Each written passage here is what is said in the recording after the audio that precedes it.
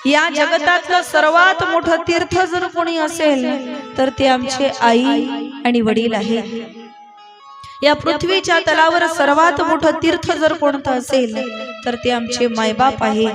पैशाने आपल्याला गाडी विकत घेता येईल, पैशाने आपल्याला बंगला सुद्धा विकत घेता येईल, पैशाने या जगात सगळं काही विकत मिळतं महाराज। पण एक लक्षात घ्या ना, पैशाने मायबाप नाही विकत मिळत।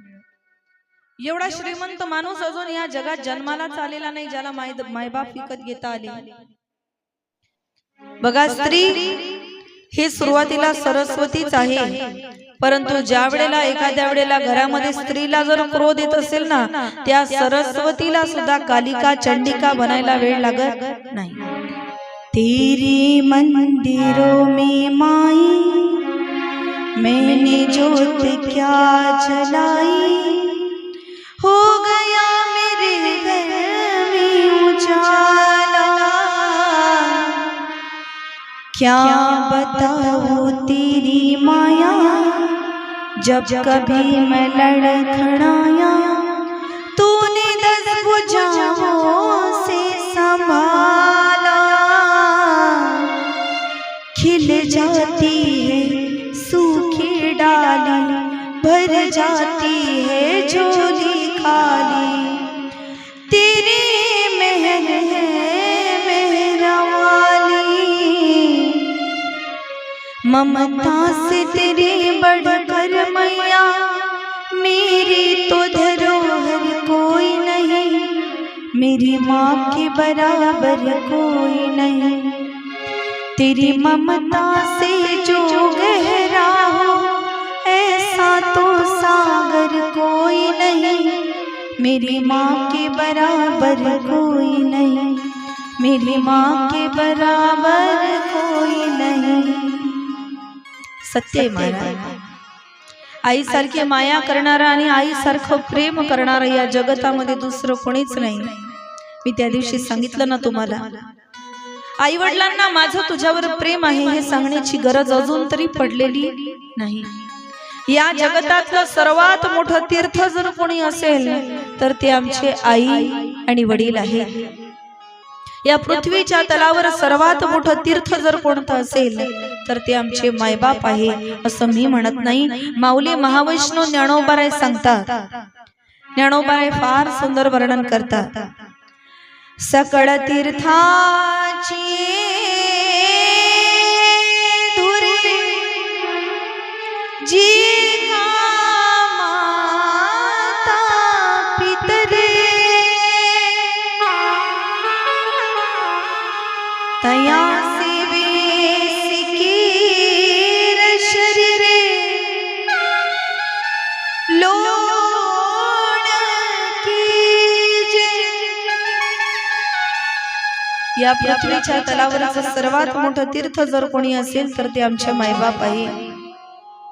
कारण मातरम पितरम चैव साक्षात प्रत्यक्ष देवताम मत्वा गृहिणी सेवेत सदा सर्व प्रयत्नतः। त्यांची सेवा करण्याकरिता माणसाने सदैव तत्पर असलं पाहिजे। कारण साक्षात भगवान परमात्मा एकाच वेळेस प्रत्येकाला आनंद देता यावा म्हणून त्याने 2 व्यक्ती या ठिकाणी जन्माला घातल्या, एक आई आणि दुसरा पिता बाप मायबाप जन्माला घातले। अपार प्रेम ते आमच्या जीवनावरती या ठिकाणी करत असतात। आमच्याकरिता हाडाचे काळ रक्ताचं पाणी जीवाचं रान करत असतात, आमच्याकरिता ते झटत असतात। परंतु एवढं करून सुद्धा आजकालची तरुण पिढी अशी आहे की ते मोठं झाल्यानंतर आपल्या मायबापाला प्रश्न विचारतात, काय केलं तुम्ही आमच्यासाठी? खरं सांगू का, आपल्या आई वडिलांनी आपल्याकरिता काय केलं हे ज्याला जाणून घ्यायचं असेल ना, आई समजून घेण्याकरिता स्वतः जीवनामध्ये आई झाल्याशिवाय आईचं महत्व आपल्याला पटत नाही, आणि स्वतः बाप झाल्याशिवाय बाप काय आहे हे सुद्धा आम्हाला पटणार नाही। आपल्या आई वडिलांनी आपल्याकरिता काय केलं हे आपल्याला त्या दिवशी कळेल ज्या दिवशी आपण स्वतः आई होऊ, ज्या दिवशी आपण स्वतः बाप होऊ, त्या दिवशी आपल्या मायबापाचं महत्व आपल्याला पटल्याशिवाय राहणार नाही। पैशाने आपल्याला गाडी विकत घेता येईल, पैशाने आपल्याला बंगला सुद्धा विकत घेता येईल, पैशाने या जगात सगळं काही विकत मिळतं महाराज, पण एक लक्षात घ्या ना, पैशाने मायबाप नाही विकत मिळत। एवढा श्रीमंत माणूस अजून या जगात जन्माला आलेला नाही ज्याला मायबाप विकत घेता आले। मुखाने तर सरळ आपण म्हणू शकतो काय केलं तुम्ही आमच्यासाठी, परंतु त्यांनी आपल्यासाठी काय केलं हे आपण स्वतः मायबाप झाल्याशिवाय आपल्याला कळणार नाही। एक लहान मुलगा होता, शाळेमध्ये जायचा।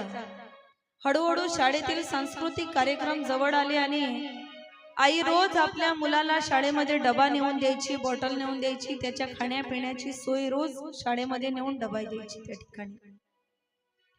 एक दिवस मुलाने सांगितलं, आई तू माझ्या शाळेत येत जाऊ नकोस, तुला पाहिलं की माझे मित्र मला चिडवतात, तू एका डोळ्याने आंधळी आहेस, विद्रूप दिसते, तुझा चेहरा बघून मला लाज वाटते आणि बाकीचे विद्यार्थी सुद्धा मला चिडवतात, मला हसतात, तू शाळेत येत जाऊ नकोस। मुलगा हळूहळू लहानाचा मोठा व्हायला लागला, शाळेत जायला लागला, मोठा झाला, कॉलेज शिकायला लागला आणि एवढा शिकला महाराज, एक दिवस तर परदेशामध्ये गेला, एवढं त्याच्या आईने त्याला शिकवलं। परदेशामध्ये गेल्यानंतर तिकडेच मुलगी पसंत केली, तिकडेच लग्न झालं, इकडे आई एकटी घरामध्ये आहे, तरी सुद्धा आईला कुठलाच पत्ता नाही। बऱ्याच वर्षांनी आईला कळालं की मला नातू झालेला आहे। मुलाला फोन लावला, बाळा नातवाला बघण्याकरिता येऊ का? मुलगा म्हटला, नाही आई, तू इतकी विद्रूप दिसते की तुला बघून माझा बाळ सुद्धा घाबरेल, माझी पत्नी सुद्धा घाबरेल, तू येऊ नको, आम्ही सर्व या ठिकाणी मजेत आहोत। आणि ज्या वेळेला त्या आईला असं सांगण्यात आलं महाराज, जरा विचार करा ना, त्या आईला काय वाटलं असं? नाही गेली आई। अनेक वर्ष झाले मुलाने गावाकडे फिरकून सुद्धा पाहिलं नाही, बरेच वर्ष झाले गावाकडे मुलगा आला सुद्धा नाही आणि त्याची आई विद्रूप दिसते याचं दुःख त्याच्या मनामध्ये होतं। बरेच वर्ष निघून गेल्याच्या नंतर एक दिवस तो गावामध्ये आला तर घराला कुलूप दिसलं महाराज। आजूबाजूच्या लोकांना चौकशी केली असता लोकांनी सांगितलं, अरे तुझी आई तर केव्हाचीच वर निघून गेली।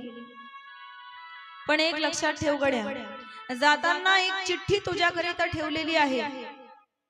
आणि मग मुलाने ती चिठ्ठी मागितली, चिठ्ठी उघडली, जशी चिठ्ठी उघडली, चिठ्ठी वाचायला सुरुवात केली, मुलाच्या पायाखालची जमीन सरकून गेली, मुलगा ढसाढसा रडायला लागला। उभ्या आयुष्यात मुलाने आपल्या आईला शाळेत येण्यासाठी आनंदाने परवानगी दिली नाही, कधी तिला सन्मानाने जगवलं नाही। त्या चिठ्ठीमध्ये लिहिलं होतं, बाळा मी विद्रूप दिसत होती, याचं दुःख तुला उभ्या आयुष्यात झालं, पण तुला माहितीये माझा एक डोळा कुठे गेला? अरे तू लहान होता, एक दिवस तुझ्या पित्याबरोबर तू बाहेर फिरण्याकरिता गेला, फिरता फिरता झालं काय, एक गाडी आली, तुम्हाला गाडीची धडक त्या ठिकाणी बसली, तुझा पिता जागेवरच मेला आणि तू काट्याच्या कुपाट्यात जाऊन पडला, डोळ्यात काटे गेले, तू लहानपणी एका डोळ्याने आंधळा झाला होता। डॉक्टरांनी सांगितलं तुमचा मुलगा एका डोळ्याने कधीच बघू शकणार नाही, तुझा पिता तर मरण पावला होता, माझ्यासाठी तू म्हणजे माझं जग होतास, माझ्यासाठी तू म्हणजे माझं सर्वस्व होतास। मी विचार केला आपलं तर तसंही अर्ध आयुष्य निघून गेलेलं आहे आणि आता आपल्याला कोण बघणार आहे, पण आपल्या मुलाच्या समोर उभं आयुष्य पडलेलं आहे, एक डोळा जर आपल्या मुलाला नसेल तर आपला मुलगा या ठिकाणी कसा सुंदर दिसू शकेल। म्हणून बाळा तू लहान होता ना तेव्हा माझा एक डोळा मी तुला दिला, एक डोळा तुला दिला, त्याच वेळेला मी एका डोळ्याने काय झाली, आंधळी झाली आणि म्हणून मी विद्रूप दिसायला लागली, मी कुरूप दिसायला लागली।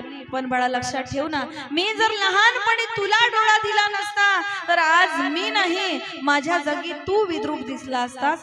तू विद्रूप दिसू नये म्हणून तुला लहानपणी डोळा दिला, परंतु तुला तर माझीच लाज वाटायला लागली।